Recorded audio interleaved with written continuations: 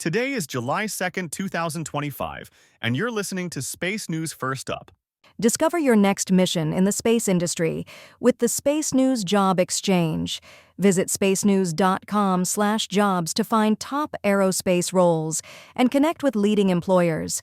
And for employers, use discount code JOBEX for 15% off your next purchase. Here are today's top headlines in space.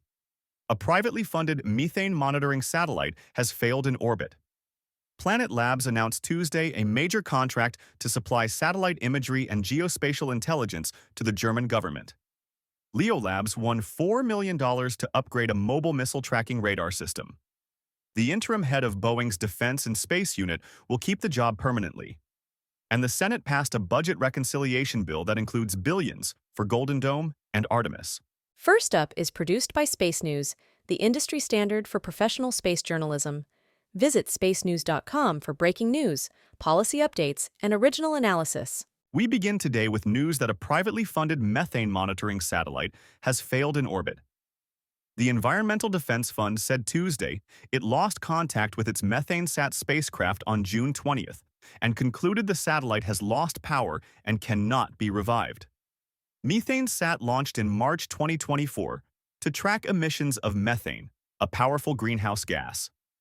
The spacecraft was privately developed, with funding primarily coming from the Bezos Earth Fund. MethaneSAT used a bus from Blue Canyon Technologies and instruments developed by BAE Systems. The MethaneSAT project said it would continue to analyze data collected by the spacecraft, originally intended to operate for 5 years, but did not commit to building a replacement. Planet Labs announced Tuesday a major contract to supply satellite imagery and geospatial intelligence to the German government. The multi-year contract, valued at $280 million, is the latest sign of surging international demand for commercial space-based surveillance capabilities.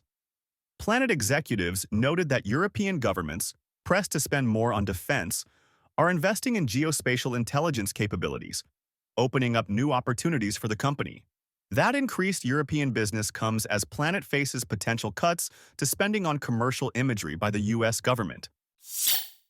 LeoLabs won $4 million to upgrade a mobile missile tracking radar system. The funding was awarded through a Tactical Funding Increase Agreement, a cost-sharing mechanism used by the U.S. Department of the Air Force's SpaceWorks program to accelerate the deployment of dual-use commercial technologies with national security applications. The funding, split evenly between the Air Force Research Lab and private sources, will go towards software upgrades of Scout, a mobile radar used to enhance detection and tracking of missile launches. The interim head of Boeing's Defense and Space Unit will keep the job permanently.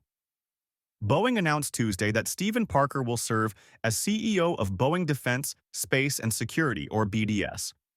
Parker had been leading the unit on an interim basis since last September, and Boeing CEO Kelly Ortberg cited Parker's work to stabilize its defense business as a reason for keeping him in that position.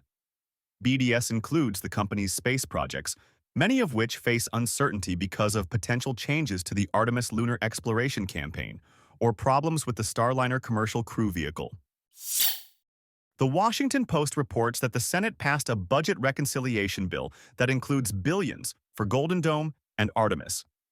Vice President J.D. Vance cast a tie-breaking vote to secure the passage of the Senate's version of H.R. 1, the Budget Reconciliation Bill, sending it back to the House for a final vote.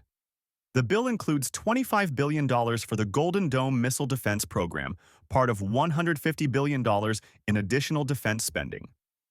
The Senate added nearly $10 billion for NASA exploration programs, including buying additional SLS and Orion vehicles and completing the Gateway.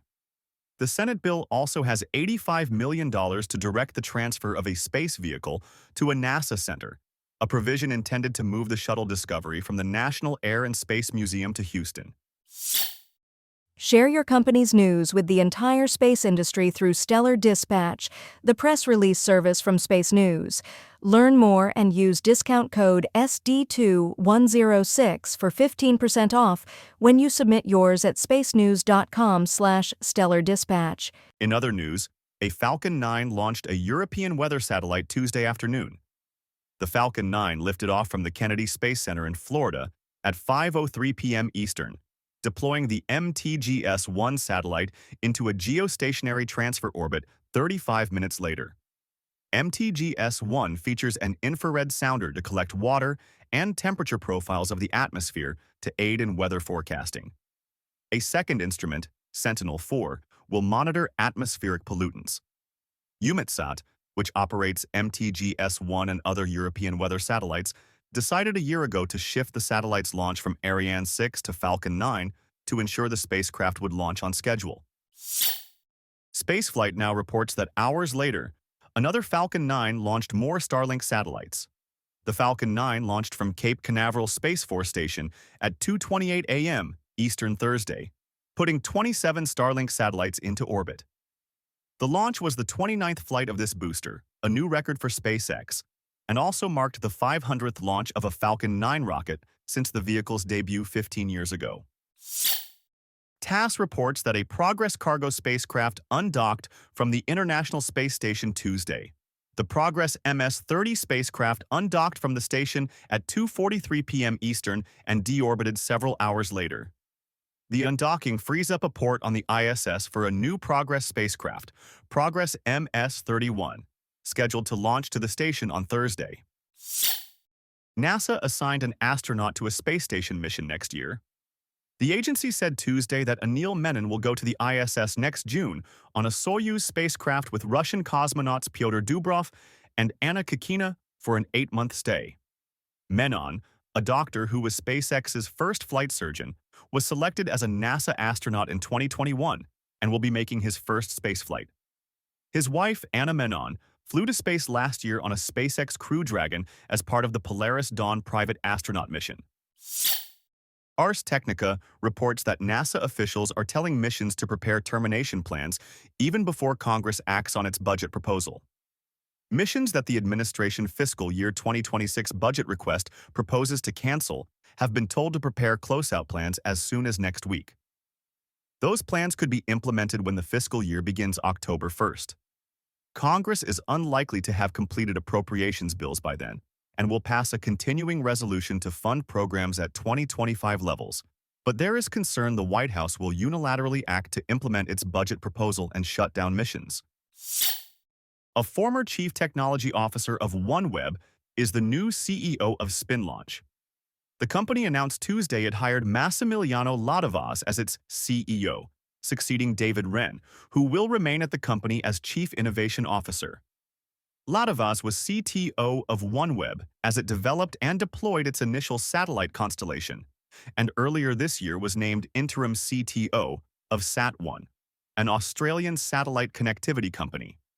SpinLaunch is best known for its plans to develop kinetic launch systems using a giant centrifuge, but the company announced plans earlier this year for its own satellite constellation, Meridian Space.